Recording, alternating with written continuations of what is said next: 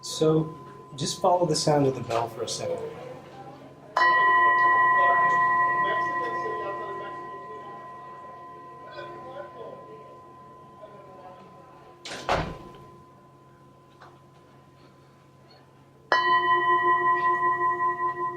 And as you're following the sound, just become aware of the fact that you're breathing too. And find the spot in your body where you're most vividly aware of that experience of breathing. It can be the movement of air through your nostrils. It can be the movement of your chest as you're breathing. It can be your lower belly as your breath goes in and out. And also sort of check in with what you're feeling. Are you bored? Are you curious? Are you tired? Are you excited? Just be aware of that too. And once more, just check in with the experience of breathing. Again, it doesn't matter where you experience the sensation, just be aware of it. And then sort of check in with your own thoughts. And by that, I don't mean think about them or label them. Just be aware that you're thinking. And that you can observe that. And be aware of the thoughts rising and moving through you and flowing beyond you. My name is Nick Street. I'm the senior writer with the Center for Religion and Civic Culture. In Zen Buddhism, the little exercise that we just went through is called taking the backward step. And what that means basically is you're creating a gap between the experience of being in a body, the experience of having thoughts, having emotion, and being aware. This particular experience, this particular practice, isn't unique to Zen by any stretch of the imagination. Basically, all of the Dharmic traditions, all of the traditions that are rooted in South Asia, feature some component of this exercise. Beyond that, most of the Abrahamic traditions that originated in Southwest Asia, that originated in North Africa, have threading through them some element of contemplative practice that also creates this awareness, creates this gap.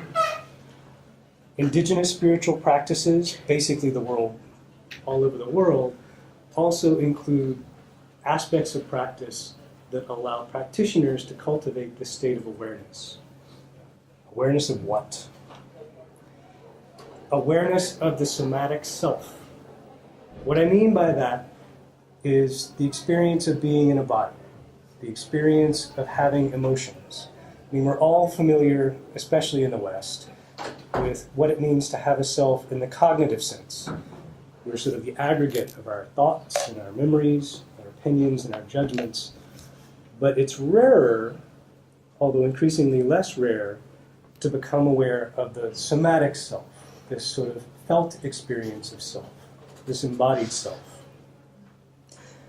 It's interesting because I would make the case that probably the broad arc of human religious history has to do with the interplay, sort of dynamic, between these two conceptions of self over time.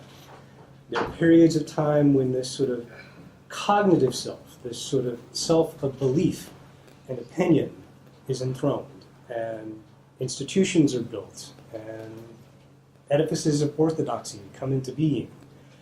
Over the course of history, the more contemplative strands of human experience come to the fore.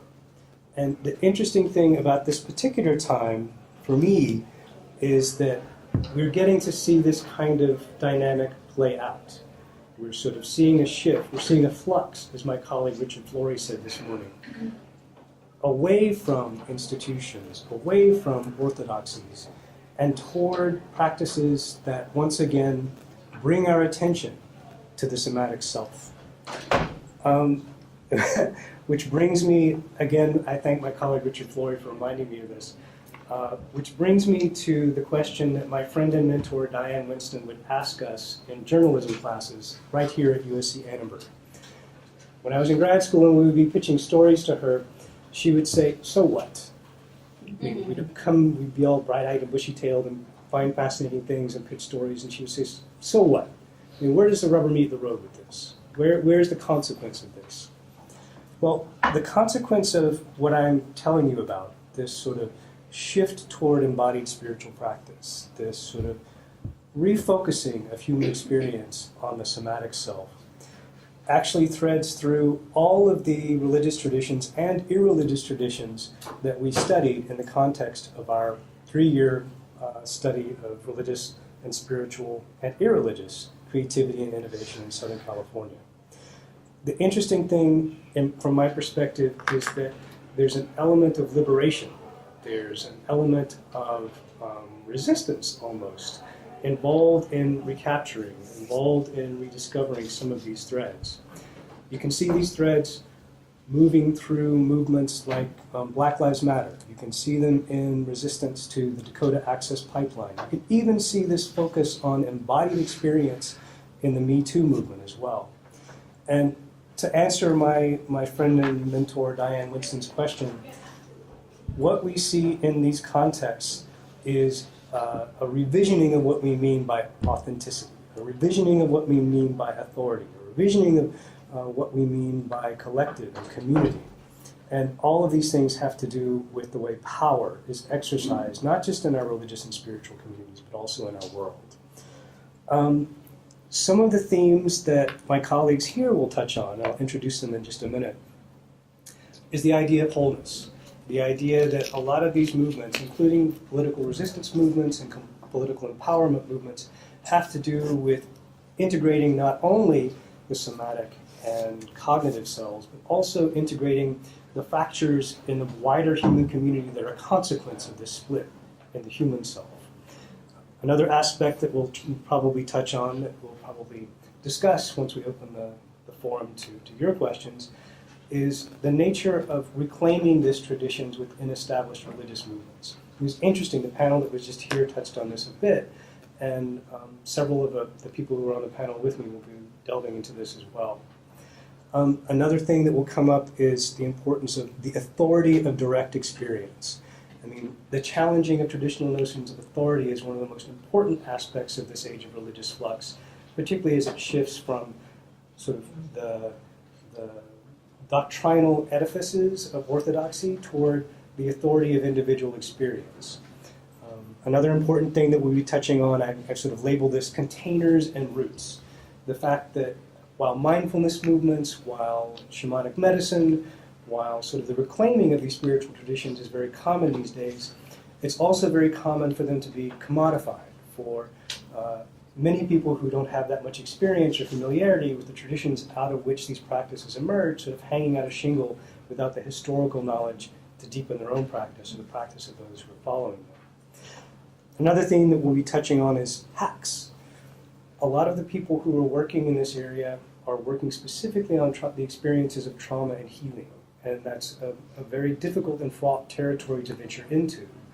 And it's sometimes easier for people to understand what they're dealing with as stress, simple stress of everyday life, rather than to look immediately, or at least at first, at the sort of long lineage, the sort of intergenerational lineage of trauma that a lot of people are witnessing in the world today. And finally, one of the important things to remember as we sort of delve into this conversation is that the spirit of this work, while it focuses on individual experience, is nonetheless communal. These practices are best cultivated in a communal setting, and again, sort of being mindful of the spiritual lineages that they come through. So rather than sort of carry on about this myself, I love this stuff. I could keep talking for a while.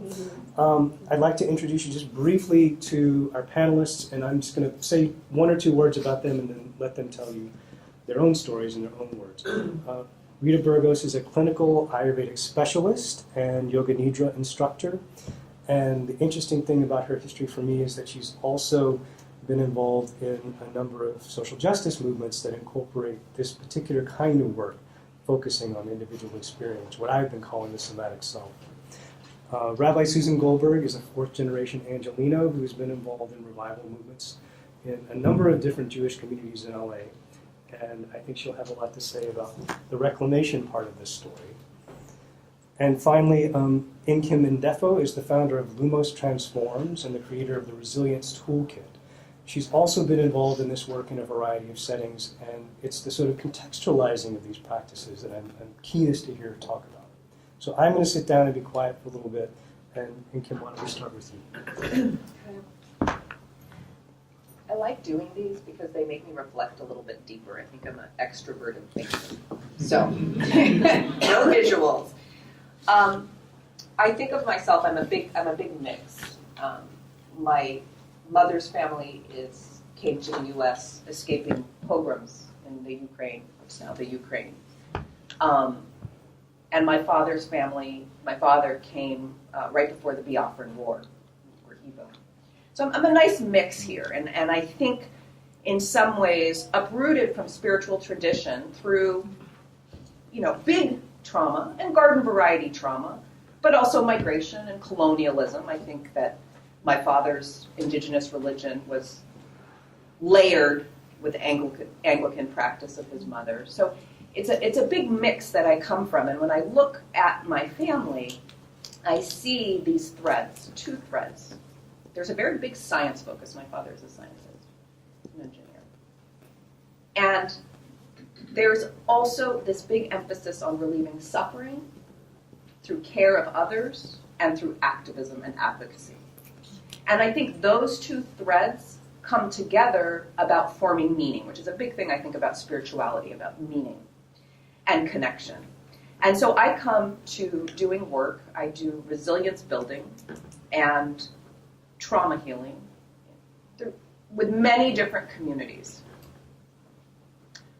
A lot of my organization's work is focused on really marginalized communities, whether we're talking about refugee torture survivors or people struggling with homelessness and chronic mental illness, big projects with pregnant and parenting teens. And some things I really come to understand about the experience of trauma is that it is one of disconnection. Disconnection in all kinds of ways, disconnection from our bodies, disconnection from our emotions, disconnection from our memories, from each other, from community, from purpose, from our environment. It's like an atom, it atomizes. And so trauma healing is a lot about reconnection, and I think there's a big thread of movement around trauma healing that is somatic focus, that's bringing the body back, as this is some kind of base, right? And what I see is that there's a lot of different trauma healing modalities that are somatic based, that are, in our hyper-capitalized capitalist world, a pick and choose of different histories, the commodity, right?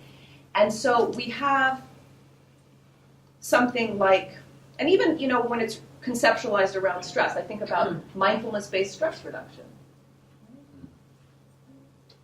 which is like kind of the gold standard of secular mindfulness, where Zen, Buddhism, is just stripped away, right? Just stripped away. And there's not much conversation about what happens in the stripping away. What's taken, what's left, what does that do, how does that distort? And then they do science on it. So they do the research, and they say, oh, we did a randomized controlled trial, and it works. Just now we're starting to see that science say, well, oops, you actually put in some yoga stretching in there. And you actually put in some group dialogue, and you actually put in some cognitive stuff. So it's not even, it's like a hodgepodge, a pick and choose, right? Without this sense of connection or lineage. And in some ways, I think that's a replication of the traumatic disconnection. It's doing it again.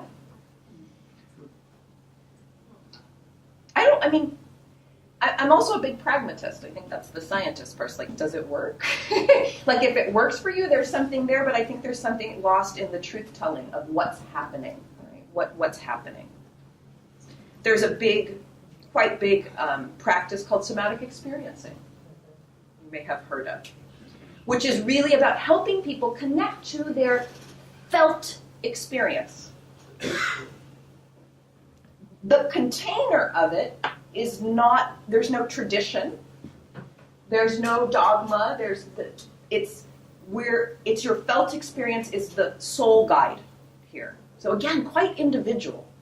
So not only do I see that the taking away of the roots, there's an uprootedness, a deracination, but there's also a decontextualization, and it's a very individual sense of trauma. So many of these trauma treatment, somatically based, really maybe they look at developmental trauma, single incident shock trauma. There's very little talk about the experiences of people living with structural oppression and violence.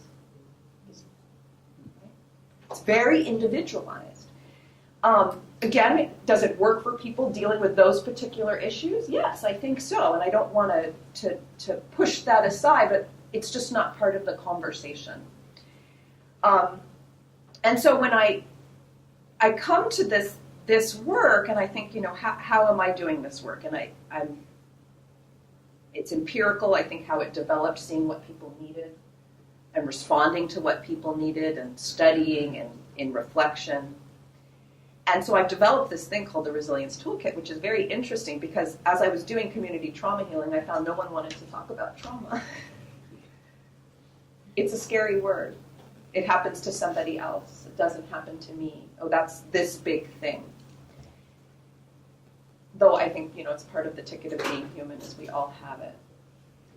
Of all different varieties. And so this idea of building resilience, you can't have resilience, you can't even talk about resilience without talking about adversity. Resilience and adversity, they go hand in hand. And being able to talk about building resilience. And I'm very clear that what I'm doing is hacking. Very, very clear.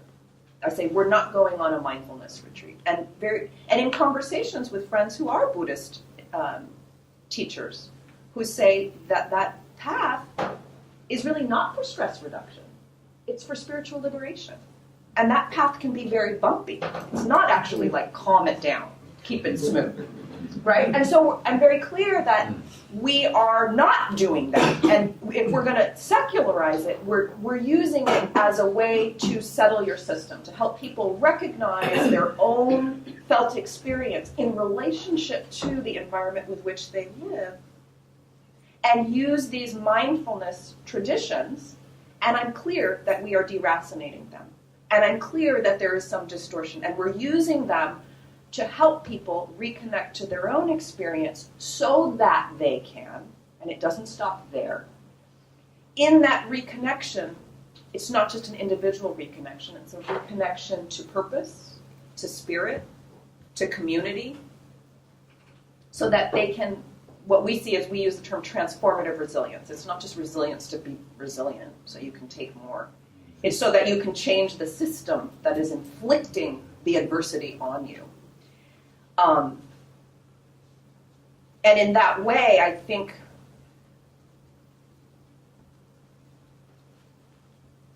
it's just, I feel, to me, it's more authentic in a sense of, if we're going to cut the roots, we're clear we're cutting the roots. We're clear that something happens. But things, sometimes you have to adapt and change. People need different things in different times. But I've seen, and interestingly had a conversation just yesterday with somebody who, through this work, was able to reconnect to in their trauma, they had disconnected from their religious tradition. Okay? Because she had disconnected from everything. And that through this gently paced embodiment, through these hacks, she was able to find enough safety that she could expand her capacity and her ability to reconnect to her spiritual tradition. And I like in the way that one of the advantages by deracinating and uprooting is it also becomes more available to more people. and then they can make meaning and go from there. That we don't preclude that. So I think I want to stop there. Feels like a good stop. Susan? Thank you. It's lovely to be here, and it's lovely to be with you, Enkan and Rita. Our lives intertwine, the three of us. So it's nice. We've never been in this kind of setting together. This is another experience. These conversations are so enriching. And I think that my experience has been to dive in and really find those roots, and then go deeper and deeper and reclaim them, reclaim this ancient path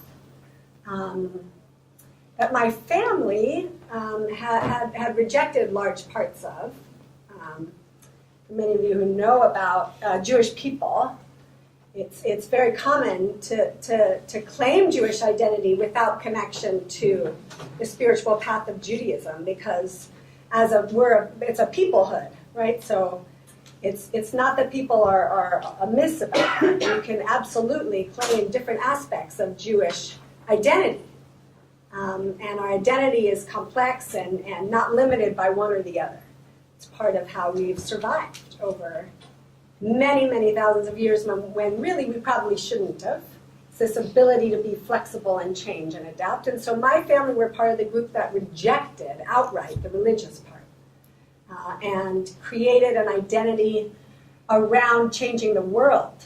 That was the aspect of Jewish tradition that to them was the essence of what it was to be Jewish. And so that was my upbringing. Why are we always in the streets? We're always in the streets because we're Jews. And I kept asking, well, what about those other parts over there? Well, that's not what we do. And so the moment I was 18, I was a dancer, and I went to New York to dance. I was a modern dancer. I was like, okay, now I can go inside those synagogues that we weren't going in. And I'm so grateful because I was led to beautiful places, because we all know inside of our traditions, we could be led to places that we go, oh, that's why they rejected this. There's good reason.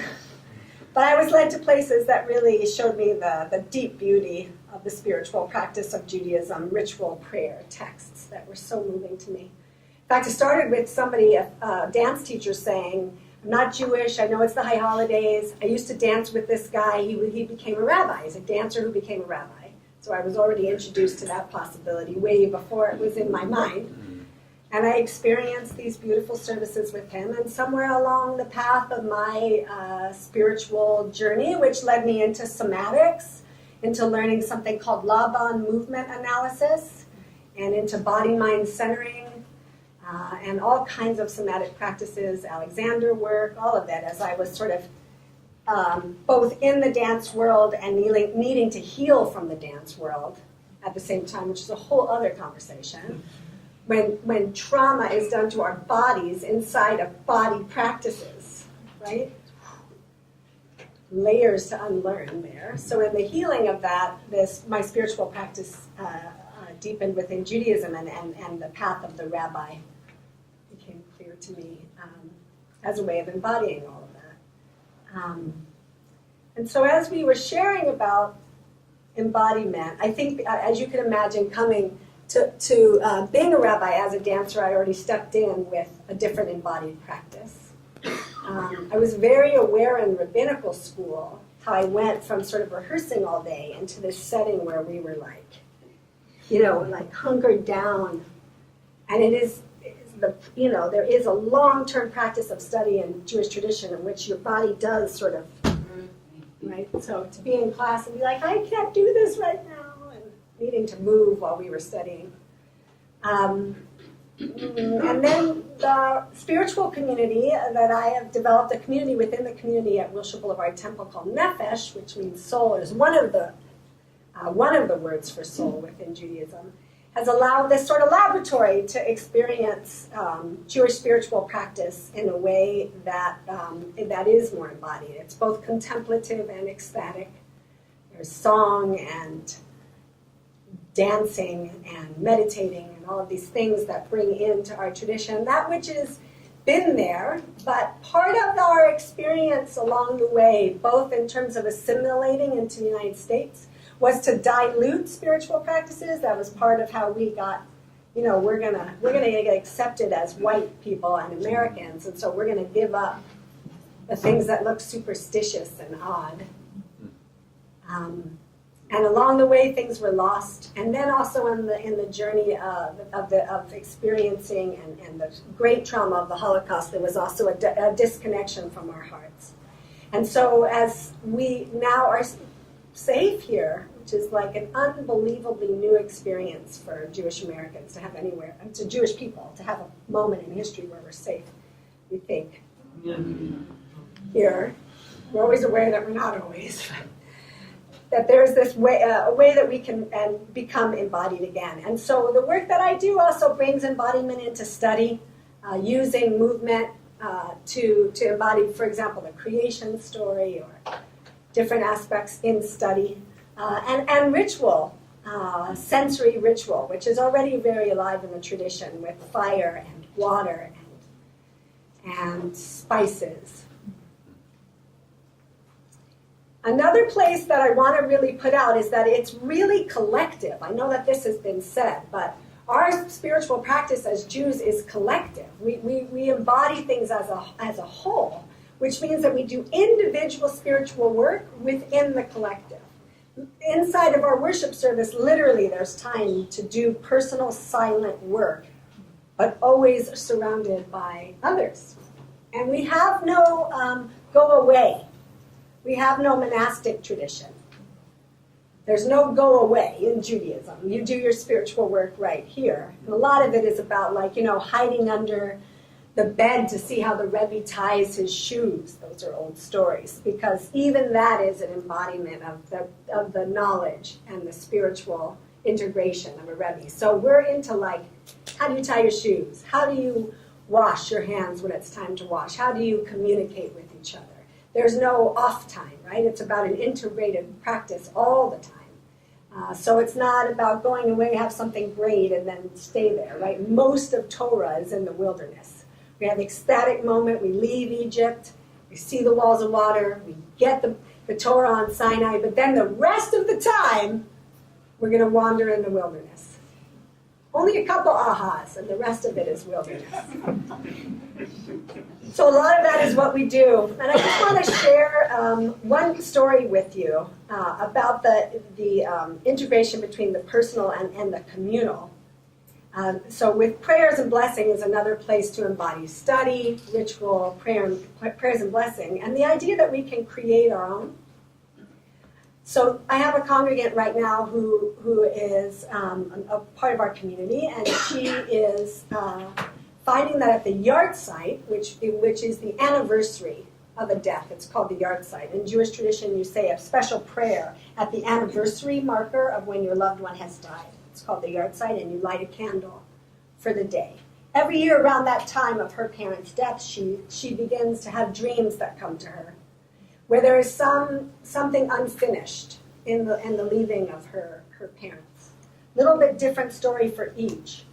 But these dreams have come, and she's decided this year that she wanted to not run from them, but to sit with them. So we've been unpacking the dreams, and what came to her is that she needs to offer her parents a blessing in order for them to be able to have peace and moving on. People think that we don't have an afterlife in Judaism. We do. It's a whole other conversation, but it's very much fitting in tradition that they might be stuck in a limbo and needing to be offered a blessing.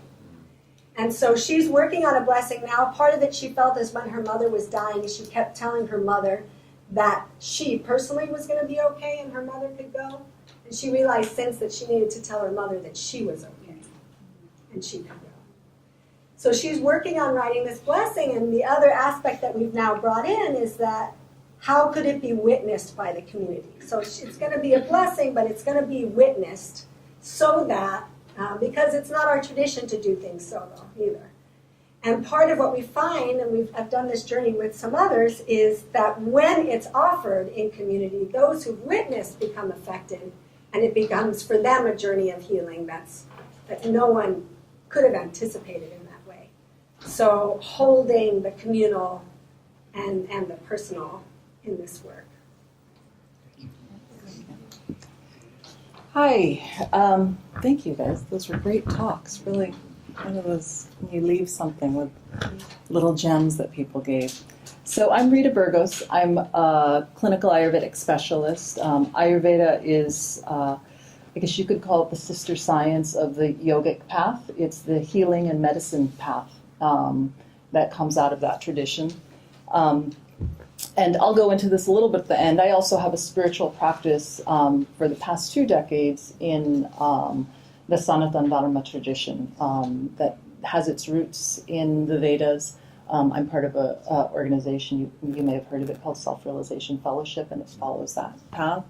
I bring that up because in my work in Ayurvedic medicine, my job is not to convert anyone, to preach to anyone, but my spiritual practice informs everything that I do.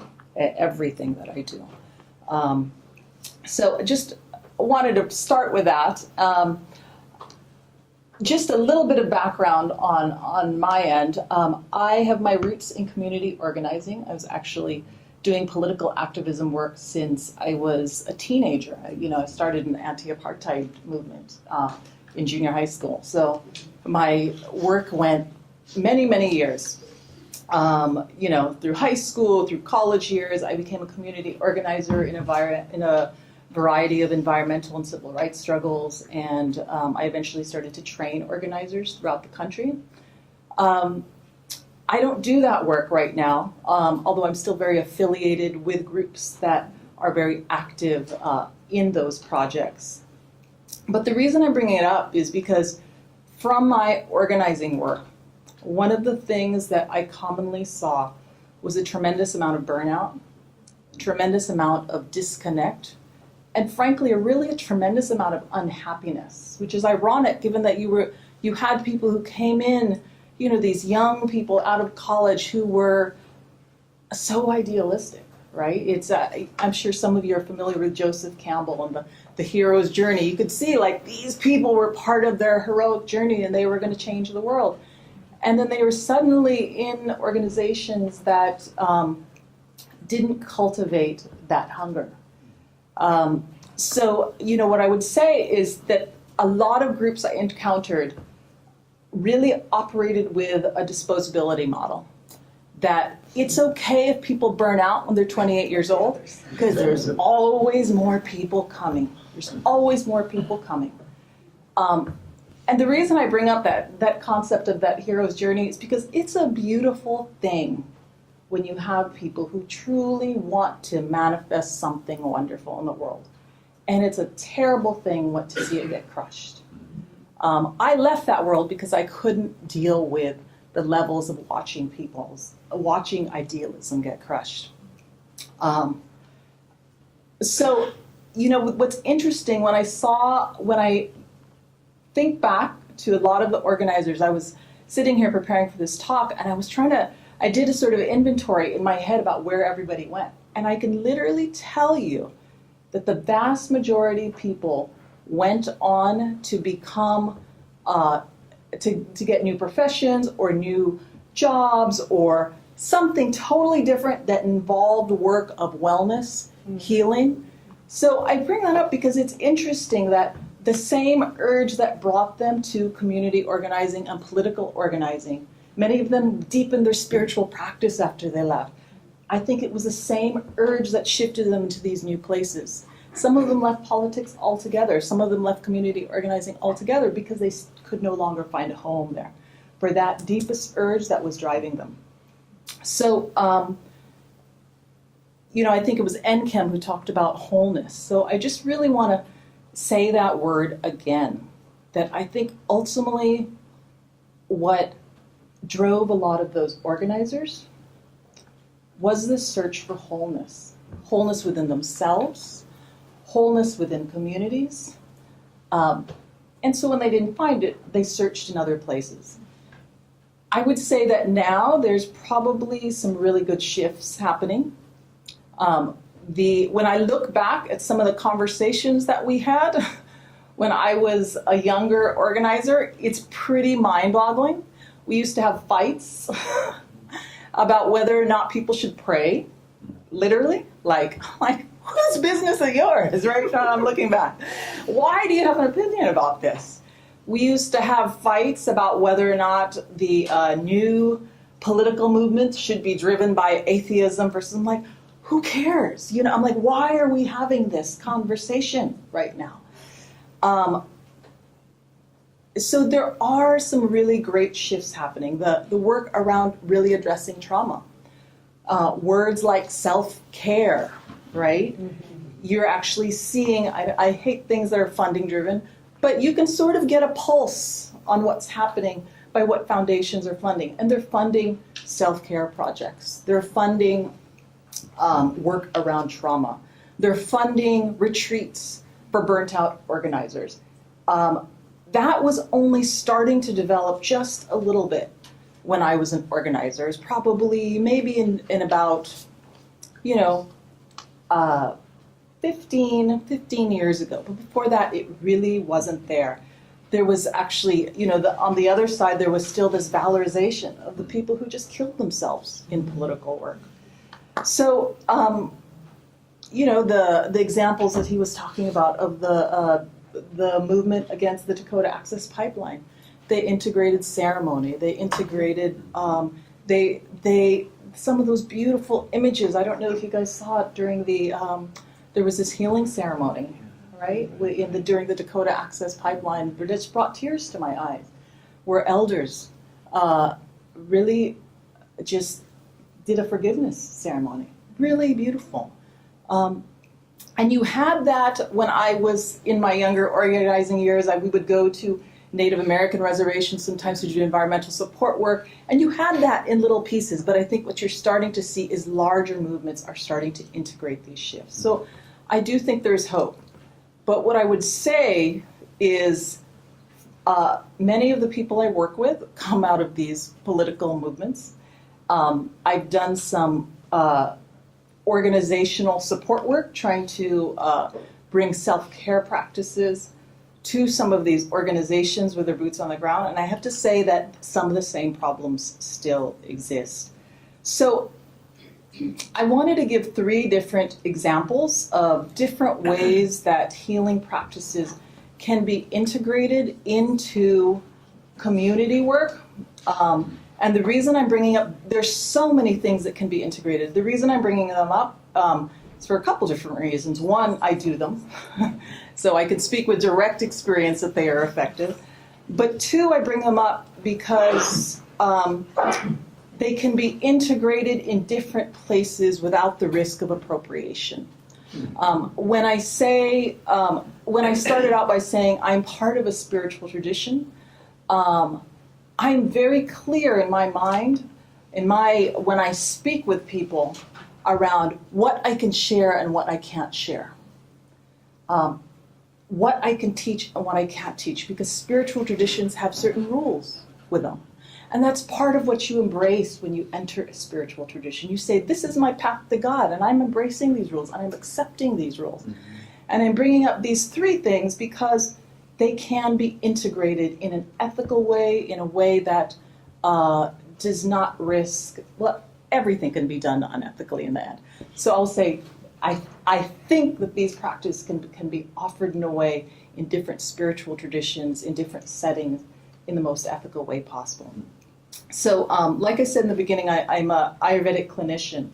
And if you're familiar with Ayurveda, there's a whole sets of rhythms of how you live in harmony with nature. That's the essence of Ayurveda, as they say, to understand our oneness with spirit, right? And spirit manifests in nature. So the one thing I would say in terms of integrating these practices into healthy practices into organizations is there are some beautiful self-care practices in Ayurveda, right? That we need a cultural shift in the groups that we work in that start to say, did you go to bed early? Mm-hmm. Not did you stay up till midnight answering emails and bring your work home?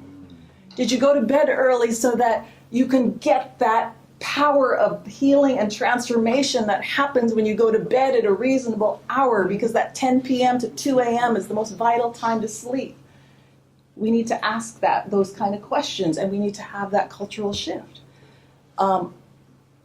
eating your food slowly, chewing your food to an even consistency. That sounds so silly, but they're basic Ayurvedic fundamental concepts because our body is sacred. And instead of when I was doing my work, it was like, what can we rush to eat really quickly because I got to go to a meeting, and let me eat standing up because I got to run. But why aren't offices saying, let's break bread and let's eat in a calm environment because we're putting something sacred in our body. And let's chew our food because this is the most divine thing we can do, is to take this food and break it down and turn it into nutrients. I can go on and on about the Ayurvedic self-care practices because, like I said, it's a system of medicine, but it's a system of medicine that's rooted in holistic balance. But to see that cultural shift, can organizations start to say, ask different questions instead of, how long did you work? Did you return all the emails? Are you doing this? Are you doing that? But are you taking care of yourself? Are you treating your life as sacred? The other practice that I think can be really, really effective and implemented in a variety of different places is the practice of Yoga Nidra. Yoga Nidra is not physical poses, it's not exercise, but it's actually a deep relaxation practice that is somatically based. And, like Enkim was saying, in terms of some somatic work, doesn't necessarily have a container because it's not rooted in the tradition that gave birth to it, per se. Yoga Nidra is rooted in a container. There's a philosophy behind it, but it can be practiced by anyone of any different religion, right? I've taught Yoga Nidra to evangelical Christians, and I call it Yoga Nidra. I'm really clear, I will never change the name. I will never change the name to accommodate it, even if it has to grow slowly, because it has to be rooted in the tradition that gave it forth, that gave birth to it. But it is very, very helpful in a somatic practice, a body-based practice that teaches people how to become an objective observer about what is happening within their body. It teaches them how to reduce the reactivity to their stress, to what their physical body is saying. That's another presentation, but that's a second practice. And the third practice is the practice of counsel. I trained in counsel. I actually led counsel in schools, and I led counsel with a variety of community organizations. And when I did some consulting work for groups, I would always lead them in counsel. And I'm bringing counsel up because it's a form of very embodied communication. From my experience with a lot of groups who were doing work, we operated with a load and shoot model of communication. While you're talking, I'm loading up everything that I'm going to say, and then I'm just going to shoot. No one's listening to each other. But the process of counsel can also be implemented without the risk of appropriation. It is designed to teach people how to speak from your heart, to listen from your heart. And it's also been used in the Israeli-Palestinian conflict. It was actually used in the gang truce in the South LA area, and all over the world it's being used. So, it's a very powerful practice. So what I gave you 3 examples. One that's an example of lifestyle changes that can start to change the cultural shift. 2, a body-based practice, and 3, a communication-based practice that is embodied and to be implemented in a variety of different places. And I just wanted to close with, I don't think there's a dichotomy between this issue of organized religion and healing communities. My spiritual tradition has grown exponentially in recent years, so it's not really true that organized religion is declining. I would say it's true that organized religion that just simply asks people to believe without experiencing is declining. But I think if we can tap into the fact that we're all here in different different places, different modes of offering, because we're trying to bring more light to people's lives. And, it's like the same thing they say, there's many paths to God, right? There's many paths to light.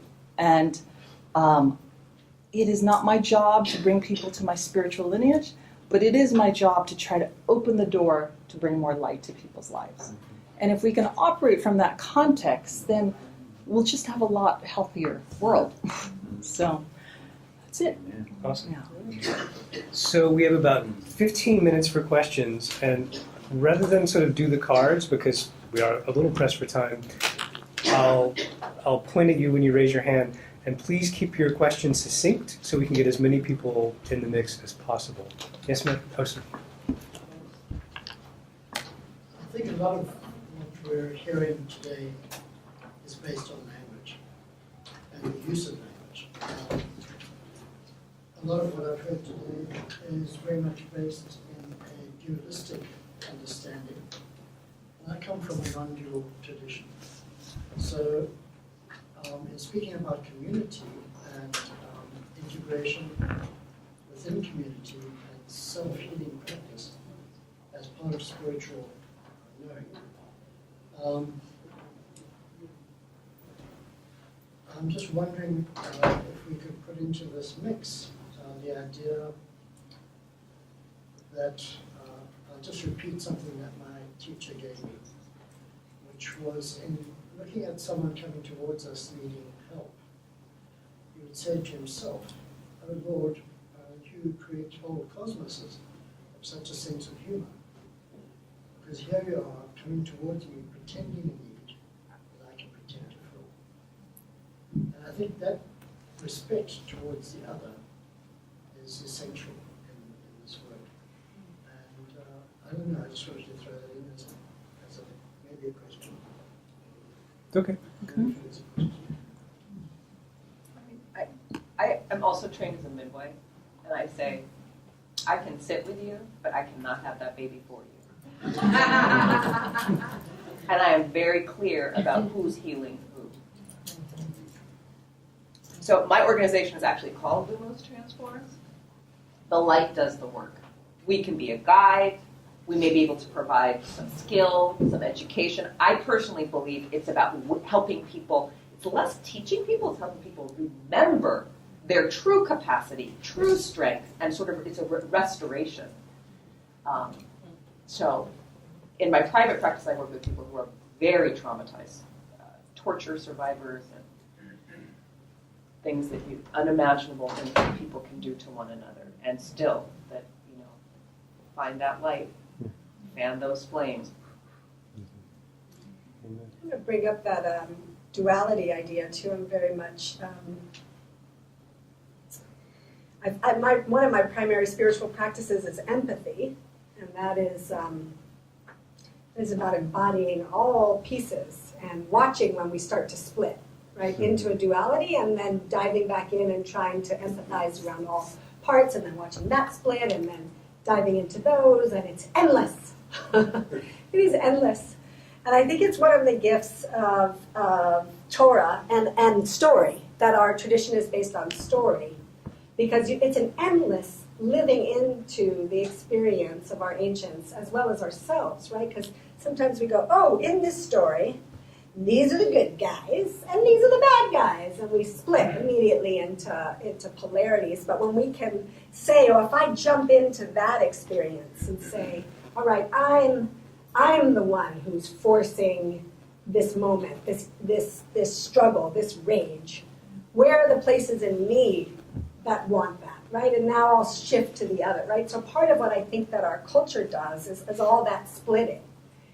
We do it around everything, around gender, around everything. And part of what I think is coming to a shift is the splitting into polarities, into duality. And one of the skills of spiritual practice is to say, how can we be present with all of it? And inside of ourselves, as things start to split, how can we be present with all of it? Which is a great practice, because as I said, it's endless, and it happens all the time, right? In our homes, in our culture, right? We're very split right now culturally. If you have these political views, then chiga, you want nothing to do with you. And how can we live into that experience and even speak it aloud? Like, I think you're crazy. All right, so let's back off from that and say, what is in your experience that my heart can connect to? And I think that's a lot of what Torah invites us to do. And in our house, we have a practice when we get into a conflict where we have to speak what we're feeling, and then we have to say what the other person is experiencing in it, right? So you took the remote. I wanted it. I mean, we do this with our kids, with ourselves, with everyone, right? So often it starts with, okay, what are you experiencing? You're wrong. Okay, let's try again. What are you experiencing? You're mostly wrong. Okay, no, you were excited to have the remote, and you ran for it at the same time I did, and we were both excited, right? It's the hard work of living into someone else's experience that I think is part of what spiritual practice can also give, because empathy, oh my. Could you imagine our world shifted by empathy? Wow. Did you want to say? Good. Sir? You brought up something, I don't know if other people want to speak to or want to develop it a little bit more, of in social justice, the idea of self-care is being taken more seriously, but there's still a ways to go. And with the intensity of what's going on right now, mainly in our government, other places as well, what do you think the beliefs or the traditions or the ideas in social justice that might still exist that somehow could be, a barrier or feel threatened by the idea of self-care? Well, a couple things. I have a client who I just did a phone session with this morning. She's up in the Bay Area, and a lot of the groups are freaking out over there right now because ICE announced that they're going to be doing raids. So I don't want to discount the fact that there are real, and this is a woman who was undocumented up until 2 years ago. She spent most of her life here, and I'm not quite clear how she got her papers, but she luckily got her papers. So there are real things for people to be concerned about. So I don't want to say, go take care of yourself, because you'll be fine. But, part of this is faith, to know that if I work just 1 hour less to make my food, things won't fall apart. There's a certain culture in some of these groups that things are going to fall apart if I don't do it all right now. Trust me, ICE is not going away. They're not going to go away. But if these organizers don't take care of themselves, they may go away. So there is this aspect of faith and cultivating that deep sense of I have to do this. This is my boundary against what the world is constantly demanding of me. It's like saying, I'm not going to do that. I need my sleep. No, we are going to end this meeting because I need my sleep. And it's not going to change. If we meet until 11 o'clock, it's not going to change the policy that Trump did versus if we stopped at 8 o'clock. So I could get home and get a good night's rest. So there is that sort of deepening your faith that these self-care practices work.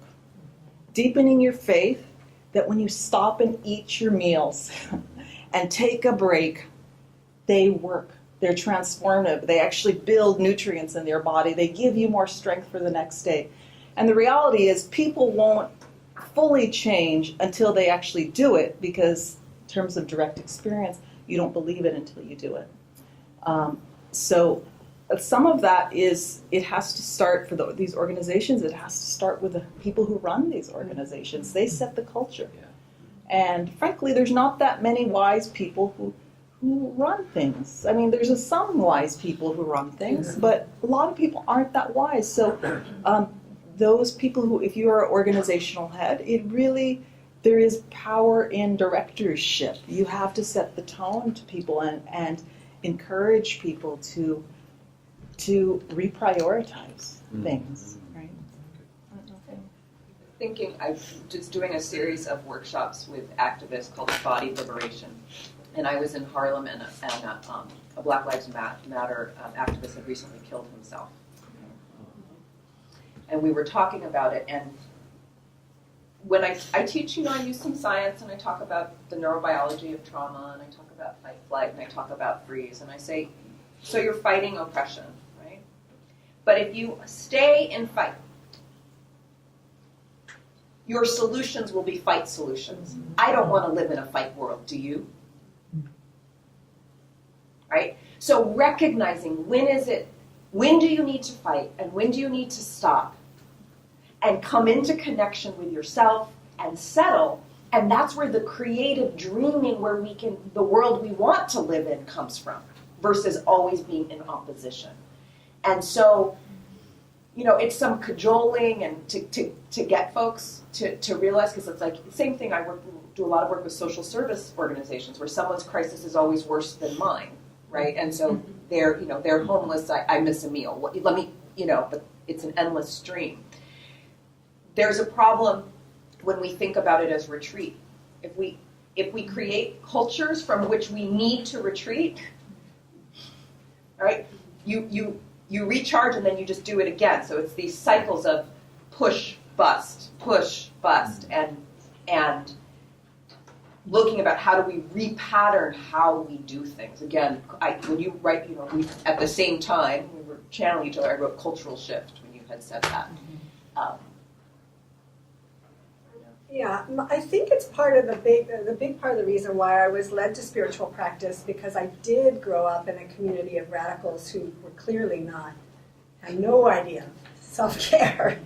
And I think that was part of what was pulling me towards this. And the memorable moments for me were seeing people of faith at protests, like during the Central America, the work against the war in El Salvador, and watching priests and nuns lay their bodies on the line to stop the buses taking people back to be deported, which I think we're headed towards now, soon, maybe such actions. But to me, there as a kid, I remember experiencing in these actions a different quality to the activism.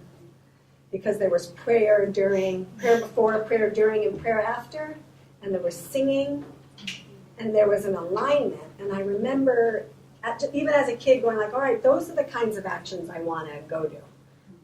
And that was my first arrest when the Jesuits were killed in El Salvador. I was 15, and her housekeeper, I don't know if you remember, was killed, and it was her 15-year-old daughter as well. And I was there at the Federal Building in downtown, and I remember saying, I'm watching the priests and nuns sit down, and I was like, all right, I'm sitting. My dad was like, well, if you don't get up, something's gonna, you'll be arrested. I was like, that's okay, I'm gonna sit with these folks here. And there was a feeling in the presence of the action. So it wasn't just like, make sure to take care of yourself when you're not at the action. There was this integration in everything. And that was also my experience at the at Standing Rock last November. There had been a call out to ask people of faith to come. And I got a video message asking for me to come. And it was hard and difficult to get there, but we got there. We actually drove from Los Angeles. And the experience of being there and the frame of all the actions, that the repeated refrain was, be prayerful. Be prayerful. And as we were, everything in the camp, and as we were going out to do the action, everything repeated, be prayerful. It started to get a little louder, a little bit not aligned with the action. The response from the elders was, remember, we're being prayerful. And that was sort of this all-encompassing term for how we were going to treat each other and how we were going to approach the action and how we were going to treat the other folks on the other side.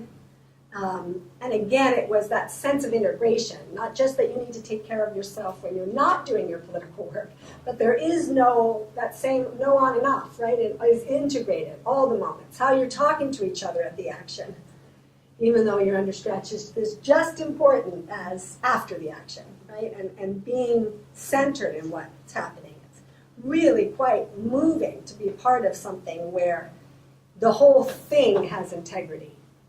It's not self-care, it's community care. It's we care. That's all the time we have. Thank you so much for coming.